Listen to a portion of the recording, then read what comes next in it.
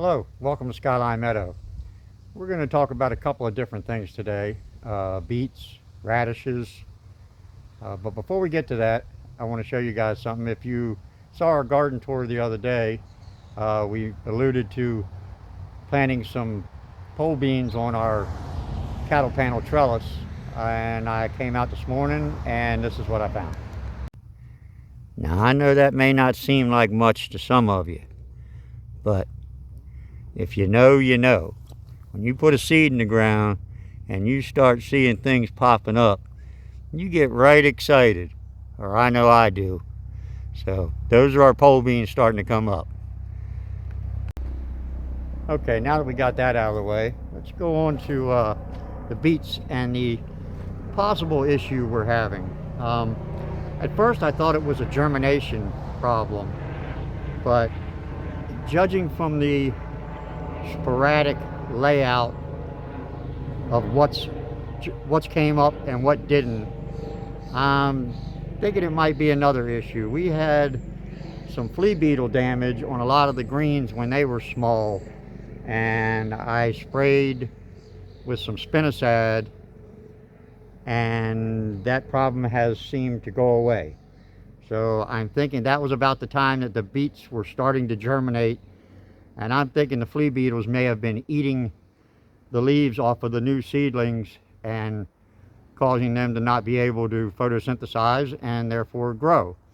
Let me take you down the garden and we'll see what I'm talking about. Okay, you can see here, these are golden beets. Now that's supposed to be 4 rows. I'm sorry, these are the Chioggia beets. And I planted them in 4 rows, and you can see, sporadic growth here, there. And then the same thing with the golden beets up here. Now the way that they're germinated, you can see here we have almost a complete row. Here, almost nothing. Have one lone one there, and it looks like there's one trying to grow here. Same thing over here. You got nothing for a while, and then we got good germination there. Now, here's the Detroit dark red beets. That is really bad. That's just not going to cut it. Okay, we're in the greenhouse now, and what I'm going to attempt to do is start some beet seeds in trays and see if I can get them to germinate, and then put the plants in the ground. Now, we'll check back in a week and see how it works out, but this is how we're going to go about it. What I'm going to do to try to solve the issue is germinate my seeds in trays and then transplant them out into the garden after we have some viable transplants. I know a lot of people don't like starting root vegetables in seed trays. They claim that any root vegetable has a problem with being transplanted or up potted. Anytime you mess with the roots, it can cause a problem. But I watch commercial growers here on YouTube do beets in trays all the time, and they seem to do just fine. So we're going to give it a try and see how it works out. Now I use Pro Mix BX for my potting mix, and honestly I'm not sure whether that makes any difference at all. Some people swear by it, so I started buying it. I have no problems with it,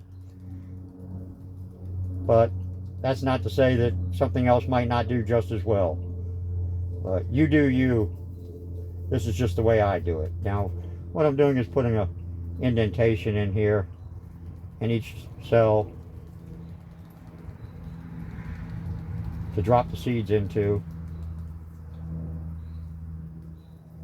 May seem like a lot of trouble to some, but that's the way I prefer to do it. And if you follow along, we'll do another video next week and see how all this works out.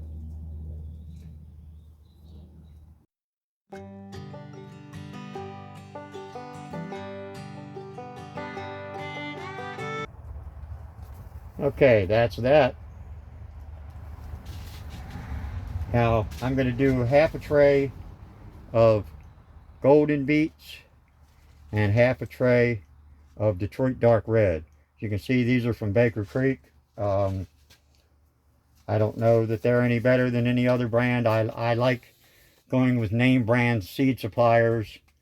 Nothing wrong with Burpee. I have some stuff growing out in the garden now that's Burpee and a few other brands. You know, as I say, you do you.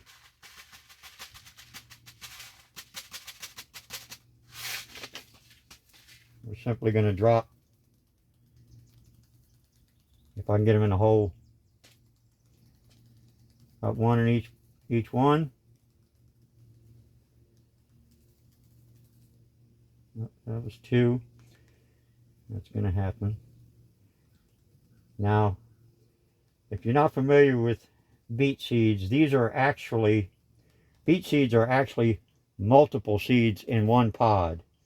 So you may have 2 or 3 plants pop up out of one seed. Some people are strong proponents of thinning them out to just one viable plant. They say that gives you bigger beets. I've never done that, never had any problem with growing them in clusters. They may not get as each beet may not get as large as they would if I thinned them out. I don't know. I've never tried it the other way. This is just the way I like to do it. I know we end up growing a good bit of groceries out of it.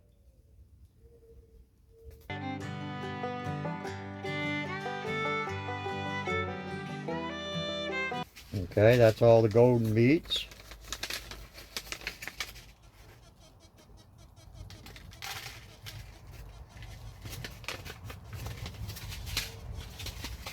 Now we're going to do the dark red, Detroit Dark Red.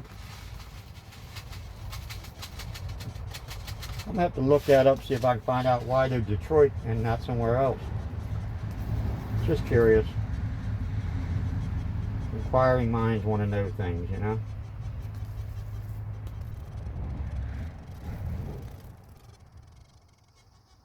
I'll tell you,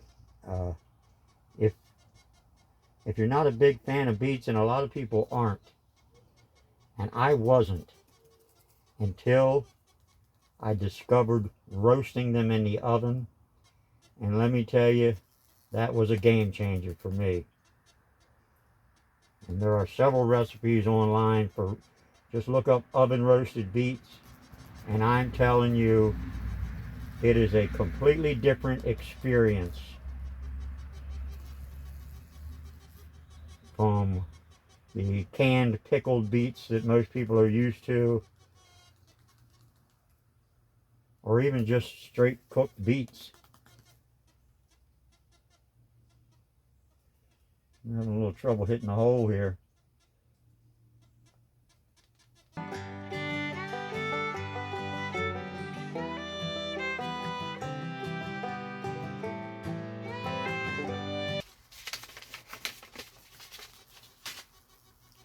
Okay, now what I like to do with most of my seed starting is, this is some of the Pro Mix VX.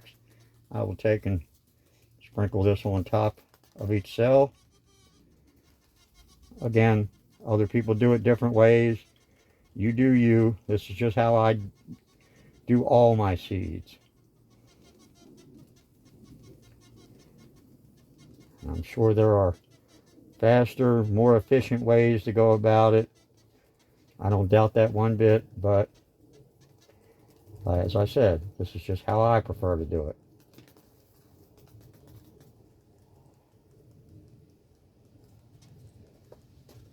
I like to pack them a little bit. Try to tighten it up around that seed so it gets good soil to seed contact. I think that helps them germinate a little faster.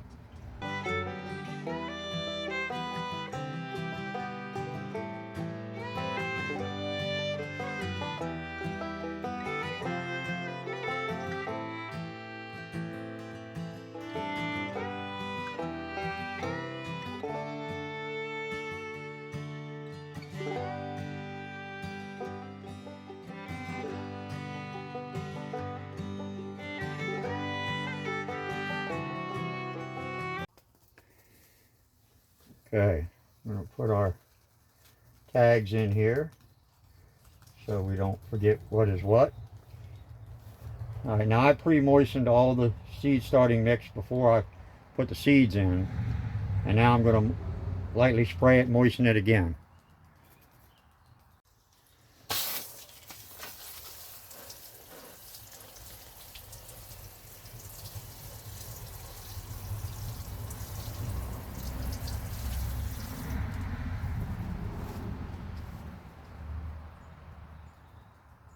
Okay, and as I said, I will update in the coming weeks and we'll see how this goes.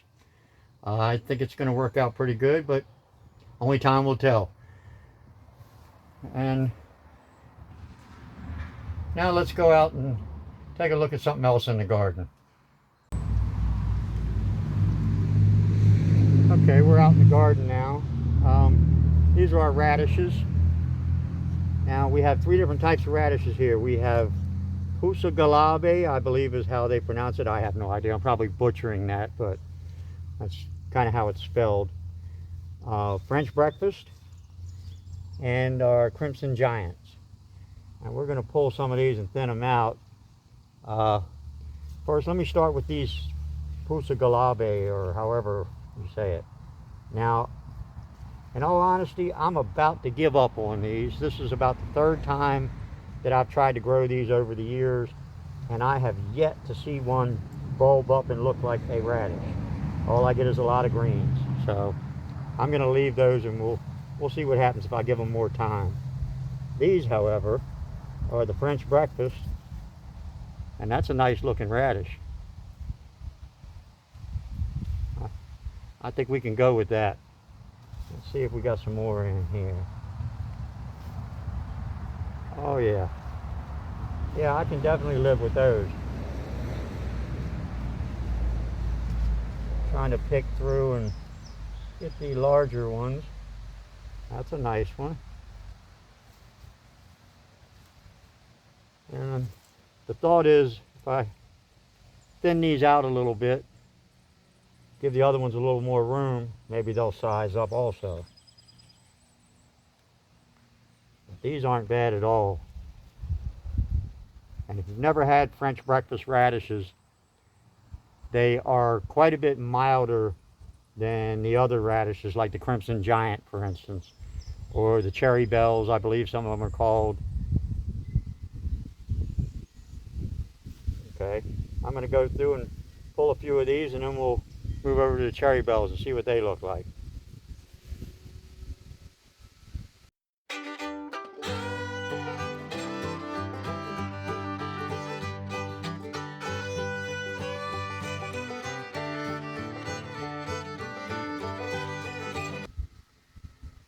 Now, radishes is another thing that I have never been a big fan of until we tried frying them.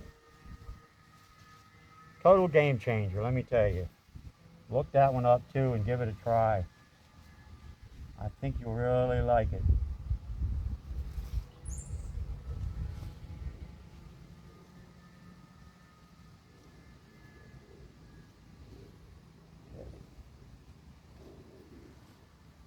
All right, let's move over to the cherry bells and see what we got over there.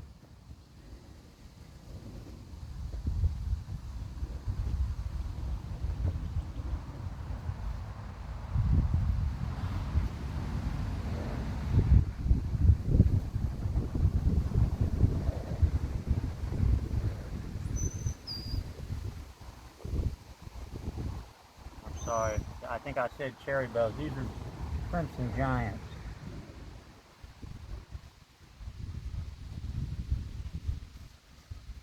That's not too bad. Not quite there yet, really. We've already pulled a few out of here, but I don't think the rest of these are quite ready yet. We'll let them go a little bit longer. Oh, wait a minute. There's a nice one. That's a nice looking radish.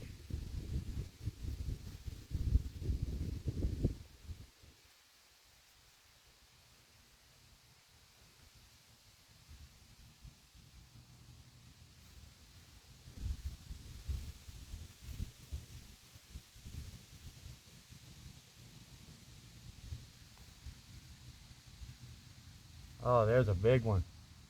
That's what they're supposed to look like.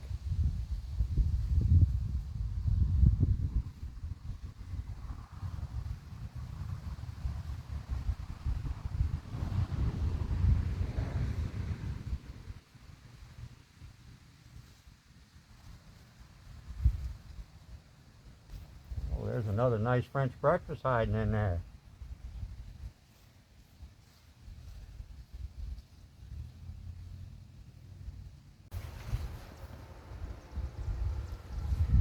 Okay, I think that's all we're going to pull for tonight. That's a pretty good looking bunch of radishes, I think. That'll make us a nice meal tonight. Okay, that's it for today's video. Hope you found something you liked. If you did, please hit the like button. And please subscribe to our channel. Help us expand and spread it out to other viewers. We're going to make the attempt to try to be posting more often on a more regular basis. And your subscriptions will greatly help us in expanding the channel. As we always say, when life gets tough, keep on growing.